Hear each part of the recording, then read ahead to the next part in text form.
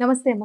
నమస్తే యామిని. అమ్మ, ఈ కొత్త సంవత్సరంలో అంటే 2026 కన్యా రాశి వారికి అసలు ఏ విధంగా ఉండొచ్చంటారు? కన్యా రాశి వారికి శని భగవానుడు మీనరాశిలో 7వ స్థానంలో ఉన్నాడు. 7వ హ్మ్. స్థానం అంటే మనకి భాగస్వామ్యము, దాంపత్యము. తర్వాత గురువు మిథునం నుంచి కర్కాటకంలోకి వెడుతూ 10 నుంచి 11వ స్థానంలోకి వెళ్తున్నాడు. హ్మ్. రాహు కుంభంలో 6వ స్థానంలోను, కేతువు సింహంలో 12వ స్థానంలోను సంచారం చేస్తున్నాడు. అయితే బుధుడు ఈ రాశి మొత్తానికి అధిపతి కావడం వల్ల కీలకమైన ప్రభావాన్ని ఈ సంవత్సరం మొత్తం అందిస్తున్నాడు. అయితే హ్మ్. ఆ ప్రభావం ఎలా ఉండబోతోందంటే శత్రువుల మీద వీళ్ళు విజయం సాధిస్తారు. తర్వాత కెరియర్‌లో ఎదుగుదల, ధనయోగం కూడా గట్టిగా బావుంటుంది. కనబడుతోంది అనమాట. అయితే మరి విద్యార్థులకు చూసుకున్నట్టయితే జనవరి నుంచి జూన్ వరకు చదువులో అద్భుతమైన ఏకాగ్రత ప్రదర్శిస్తారు. వీళ్ళకి మించి లేరు అన్నట్టుగా ఉంటారు. హ్మ్. తర్వాత మెడిసిన్, ఇంజినీరింగ్, అకౌంటింగ్, లా, కాంపిటీటివ్ ఎగ్జామ్స్ ఎవరైతే రాస్తున్నారో వాళ్ళకి విజయం తథ్యమనమాట. అయితే గురువుల యొక్క అనుగ్రహం కూడా అంటే టీచర్స్ యొక్క లెక్చరర్స్ యొక్క సపోర్ట్ కూడా వీళ్ళకి ఎక్కువగా హ్మ్. ఉంటుంది. తర్వాత వీళ్ళు జాగ్రత్తగా ఉండవలసిన అంశాలు జూలై నుంచి డిసెంబర్‌లో కొంత జాగ్రత్తగా ఉండాలి. తర్వాత స్కాలర్‌షిప్స్ కూడా వచ్చే అవకాశం కనబడుతోంది. విదేశీ విద్యా అవకాశాలు కూడా కనబడుతున్నాయి. దానికి సంబంధించిన హ్మ్. అప్లికేషన్ పెట్టుకోవడమో ఏదో ప్రయత్నాలు చేసుకోవాలి. అయితే రీసెర్చ్‌లో ఎవరైతే ఉంటున్నారో రీసెర్చ్ డిపార్ట్‌మెంట్‌లో చదవడం కానీ, దానిలో చేస్తున్నా కానీ వాళ్ళకి ఒక గుర్తింపు రావడము, హై క్యాడర్‌కి వెళ్ళే అవకాశం కనబడుతోంది. అయితే వీళ్ళు జాగ్రత్తగా ఏ అంశంలో ఉండాలంటే వీళ్ళు ఎక్కువగా భయపడుతూ ఉంటారు. అవుతుందా? అవ్వదా? అని. ఆ భయాన్ని తీసేయాలి. ఒత్తిడి హ్మ్. ఎక్కువ ఉంటుంది. ఆ ఒత్తిడిని అధిగమించాలి. అనారోగ్య సమస్యలు కూడా వచ్చే అవకాశం ఉంటుంది. ఈ విషయంలో పేరెంట్స్ జాగ్రత్తలు తీసుకోవాలి. మరైతే పరిహారం ఏంటంటే గనక పచ్చి పెసలు హ్మ్. దానంగా ఇచ్చినట్టయితే పేరెంట్సే ఇవ్వాలి ఇంక వీళ్ళ అదే. తరపు నుంచి. వీళ్ళ చేత్తో దానం ఇచ్చినట్టయితే గనక మంచి జరిగే అవకాశం కనబడుతోంది. హ్మ్. ఇహ ఉద్యోగము, ఐటీ, ప్రభుత్వ ఉద్యోగాలు చూసినట్టయితే 26లో వీళ్ళ కెరియర్ టర్నింగ్ పాయింట్ అని చెప్పొచ్చు. హ్మ్. అయితే ఎలా? ప్రమోషన్ రీత్యా, జీతము వృద్ధి అవ్వడము, కొత్త బాధ్యతలు తీసుకోవటము, ప్రభుత్వ ఉద్యోగం కోసం ప్రయత్నం చేసే వాళ్ళకి ఫస్ట్ అటెంప్ట్‌లోనే జాబ్ వచ్చే అవకాశాలు కనబడుతున్నాయి. హ్మ్. అయితే మరి ఐటీ, ఫైనాన్స్ ఇవి చూసినట్టయితే కనుక విదేశీ క్లయింట్లు వీళ్ళకి ఎక్కువవుతారు. దీంతో పాటు ఆన్ సైట్ అవకాశాలు కూడా ఎక్కువొస్తాయి ఐటీ వాళ్ళకి. అది వీళ్ళు తీసుకునే ప్రయత్నం చేసుకోవాలి. అయితే కొత్త సాఫ్ట్‌వేర్ స్కిల్స్ కనుక ఎవరైనా నేర్చుకొని ఉన్నవాళ్ళైతే కనుక వాళ్ళకి హ్మ్. ప్రమోషన్స్ రావడము, ప్యాకేజ్ పెరగడము అయ్యే అవకాశం బావుంటుంది. ఉంది. అయితే వీళ్ళు జాగ్రత్తలు ఎక్కడ తీసుకోవాలంటే గనక ఆఫీసుల్లో వీళ్ళ నోటినంట వీళ్ళు హ్మ్. గాసిప్స్ చెప్పొద్దు. ఒకళ్ళ మీద ఒకళ్ళకి చెప్పొద్దు. వీరు ఎవరితో అయితే మాట్లాడారో వాళ్ళే వీళ్ళకి వెన్నుపోటు పొడిచే అవకాశం కనబడుతోంది. ఎవరు తన, ఎవరు మన అనేది వీళ్ళు తెలుసుకోలేని స్టేట్ ఆఫ్ మైండ్‌లో ఉంటారు కాబట్టి కొద్ది హ్మ్. జాగ్రత్తలు తీసుకోండి.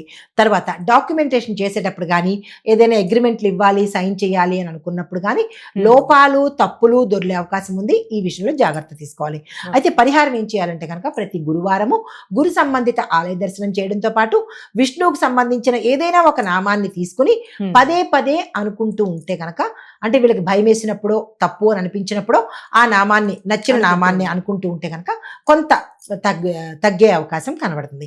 అయితే వ్యాపారము, బిజినెస్, ట్రేడింగు చూస్తే కనుక pharmacy, chemicals, accounting, education, online business, తర్వాత హ్మ్. సర్వీస్ రంగము. ఈ వీటికి విశేషమైన లాభాలొచ్చే అవకాశం కనబడుతోంది. అంటే మార్చి తర్వాత నుంచి వీళ్ళు వ్యాపార విస్తరణ చేశారనుకోండి హ్మ్. సక్సెస్‌ఫుల్‌గా ఉండబోతుంది. తర్వాత కొత్త బ్రాంచీలు ఏవైనా పెట్టుకోవాలనుకున్నా, కొత్తగా వ్యాపారంలోకి రావాలనుకున్నా, ఈ మార్చి తర్వాత నుంచి కనుక ప్రయత్నం చేస్తే లాభాలు విశేషంగా వస్తాయి. కలిసొస్తుందంటారు. టర్నోవర్స్ కూడా పెరుగుతాయన్నమాట. తర్వాత వీళ్ళు ఎక్కడ జాగ్రత్తగా ఉండాలంటే గనక పార్ట్నర్‌షిప్ మనం ఇందాక అనుకున్నాం కదా! సెవెంత్ అవును. హౌస్‌లో ఉన్నాడు అని. అది భాగస్వామ్య వ్యాపారాల మీద అంటే పార్ట్నర్‌షిప్స్ మీద పడే అవకాశం ఉంటుంది. హ్మ్. ప్రతీదీ ట్రాన్స్‌పరెంట్‌గా ఉండాలి. ఎవరిని భాగస్వామిగా తీసుకుంటున్నారో వాళ్ళు వీళ్ళు కలిసి ప్లెయిన్‌గా ఉన్నట్టయితే ఉత్తరోత్తర ప్రమాదాలు రాకుండా ఉంటుంది. హ్మ్. అయితే స్పష్టత అనేది ఇక్కడ ముఖ్యం. తర్వాత వీళ్ళు రెండోదేంటంటే టాక్సు, జీఎస్టీ ఈ సమస్యల్లో ఇరుక్కునే అవకాశం ఉంటుంది. వాటి విషయంలో క్లారిటీగా ఉండాలి. హ్మ్. అయితే వీళ్ళు పరిహారం ఏం చేయాలంటే గనక ప్రతి బుధవారము గణపతికి గరికమాలలు 5 హ్మ్. గరికమాలలు ఆ స్వామివారికి వెరీ సమర్పించినట్టయితే ఈ కోర్టు కేసులు గానీ, స్కామ్‌లు గానీ, ఈ జీఎస్టీల నుంచి తప్పించుకునే అవకాశం కనబడుతుంది. అయితే వ్యవసాయదారులకు, భూములకు చూసినట్టయితే కనుక ఎరువులు, విత్తనాలు, ఆర్గానిక్ ఫార్మింగ్ కనుక హ్మ్. చేసినట్టయితే విశేషమైన లాభాలొస్తాయి. దీంతో పాటు ఔషధ మొక్కలను కూడా వీళ్ళు పెంపకం చేసినా మంచి లాభాలు వచ్చే అవకాశం కనబడుతోంది. అయితే వీళ్ళ పంటలకి గిరాకీ ధర రావడము, తర్వాత భూములు కొనుక్కునే యోగం కూడా ఈ వ్యవసాయదారులకు కనబడుతోంది. అలా ఉంటే కనుక మంచిదే, యాక్సెప్ట్ చేసుకోవచ్చు. అయితే నిల్వ చేసే ధాన్యానికి లాభం ఎక్కువ వస్తుంది కాబట్టి ఈ గిడ్డంగి వ్యాపారులకు మంచి లాభాలు వస్తాయి. తర్వాత వీళ్ళు ఎక్కడ ఇబ్బంది పడతారంటే క్రిముల వల్ల, క్రిమి కీటకాదులు, పురుగులు పంటకి నష్టం కలిగించేటట్టుగా కనబడుతోంది. ఆకస్మికంగా దాడిలాగా వస్తుంది. అయితే వీళ్ళు వర్షాల టైమింగ్ విషయంలో కూడా అసెస్ చేయలేరు. ఈ 2 విషయాల్లో కొంత జాగ్రత్తలు తీసుకున్నట్టయితే మంచి లాభాలే వస్తాయి అన్నమాట. అయితే పరిహారం వీళ్ళు ఏం చేయాలంటే ప్రతి శనివారము భూమాత దగ్గర పూజ చేసి పసుపు కుంకుమ వేసి నైవేద్యం పెట్టి దీపాన్ని వెలిగించినట్టయితే కనుక కొంత రక్షణగా ఉండే అవకాశం ఉంది. తర్వాత రాజకీయ రంగము, ప్రజా జీవితం చూస్తే వీళ్ళు వ్యూహాత్మకంగా ముందుకు వెళ్తుంటారు. అంటే ఎవ్రీథింగ్ అకార్డింగ్ టు ప్లాన్, అలా చక్కగా ప్లాన్లు వేసుకుని ముందుకు వెళ్తారు. తర్వాత ఏంటంటే సలహాదారులు, కార్యదర్శులు, సెక్రటరీస్ వాళ్ళు మేనేజర్ పాత్రలో ఎవరైతే ఉంటారో వాళ్ళకి సక్సెస్ ఉండే అవకాశం కనబడుతోంది. తర్వాత పార్టీల యొక్క మార్పుల్లో కూడా వీళ్ళు లబ్ధి పొందే అవకాశం కనబడుతోంది. తర్వాత వీళ్ళు ఎక్కడ ఇబ్బంది పడతారంటే బహిరంగంగా మీటింగ్స్లో మాట్లాడేటప్పుడు ఆ మాటల పదాల దొరలడం వల్ల ఇబ్బంది పడే అవకాశం ఉంది.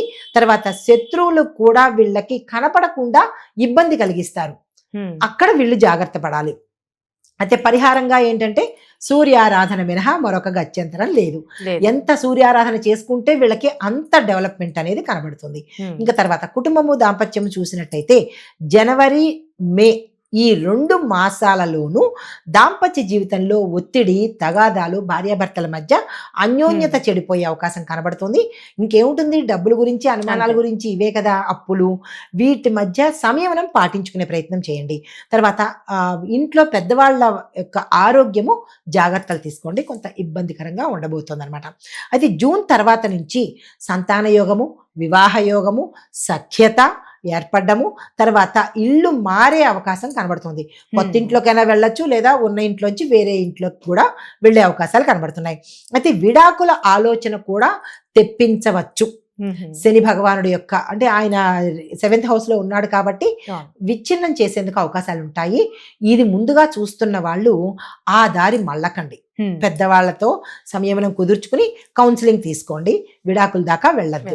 అయితే పరిహారం ఏం చేయాలంటే ప్రతి శనివారము ఓం శం శనేశ్వరాయ నమః అనే మంత్రాన్ని సాధ్యమైన సార్లు చదువుకోండి. ఆ విడాకుల ధోరణి అనేది రాకుండా ఉంటుంది. అయితే ఆరోగ్యము, శరీర పరిస్థితి చూసినట్టయితే కనుక జీర్ణాశయ సంబంధిత సమస్యలు, గ్యాసు, అలర్జీలు, దురదల్లాగా, పొక్కుల్లాగా, చర్మ సంబంధిత ఇబ్బందులు వచ్చే అవకాశం కనబడుతుంది. ఆందోళన, నరాల వీక్నెస్ కూడా వచ్చే అవకాశం కనబడుతోంది. పొట్టకు సంబంధించిన ఆపరేషన్స్ ఏవైనా జరగవచ్చు. ఈ ఆపరేషన్లు అంటే పొట్టకు సంబంధించి జరగవలసినవి ఎక్కువగా, వీటన్నిటికీ మించి ఈ ఆపరేషన్స్ ఎక్కువ అయ్యే అవకాశం కనబడుతోంది. అది కూడా జూలై నెలలో. కొద్ది జాగ్రత్తలు తీసుకోండి. అయితే పరిహారం ఏం చేయాలంటే కనుక ప్రతి బుధవారము ఉపవాసం ఉంటూ తులసి అమ్మకు నీళ్లు పోసుకున్నట్టయితే కొంత పరిహారము. కానీ ఆపరేషన్స్ అనేది తప్పదన్నట్టుగానే 98% కనబడుతూనే ఉంది. కాబట్టి ఇంకా జాగ్రత్తలు తీసుకోవడమే, ఇంకంతకన్నా ప్రత్యామ్నాయం లేదు. అయితే ఆర్థిక పరిస్థితులు చూసినట్టయితే కనుక ఆదాయం బలపడుతుంది.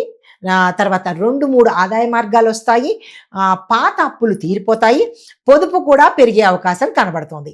అయితే అనుకోని ఖర్చులు, వైద్యానికి సంబంధించి కుటుంబంలో అన్ఎక్స్పెక్టెడ్ ధనం నష్టపోయే అవకాశం ఉంది. అయితే వీళ్ళు చేయవలసిన పని ఏంటంటే ప్రతి గురువారము పసుపు, శనగలు దానంగా ఇచ్చుకున్నట్టయితే మంచి జరిగే అవకాశం ఉంది. అయితే ప్రమాదాలు, శత్రువులు ఎలా ఉండబోతున్నారంటే కనుక శత్రువుల మీద పూర్తి స్థాయి విజయం సాధిస్తారు. అయితే కోర్టు కేసుల్లో ఎక్కువగా ఇరుక్కునే అవకాశం కనబడుతుంది. తర్వాత రహస్యంగా అపవాదులు కూడా, వీళ్ళకి తెలియకుండానే అపవాదులు మోస్తూ ఉంటారు.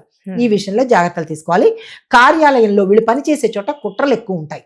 ఈ కుట్రల్ని ఎదుర్కొనే స్థాయికి వెళ్ళాలి. అయితే మరి వీళ్ళకి పరిహారం లేదా అంటే ప్రతి శనివారము హనుమంతుడి ఆలయ దర్శనం చేసుకుని అక్కడ వీళ్ళు ఏదైతే ఇబ్బంది పడుతున్నారో అది ఒకసారి చెప్పుకొని 5 ప్రదక్షిణలు చేసినట్టయితే కనుక కొంత ఉపశమనం కలిగే అవకాశం కనబడుతుంది అనమాట. ఇది ఈ రాశిలో ఉండే వారికి ఈ సంవత్సరంలో ఇలా ఉండబోతోంది. చాలా చక్కగా తెలియజేశారమ్మా. ధన్యవాదాలు. నమస్తే అమ్మా.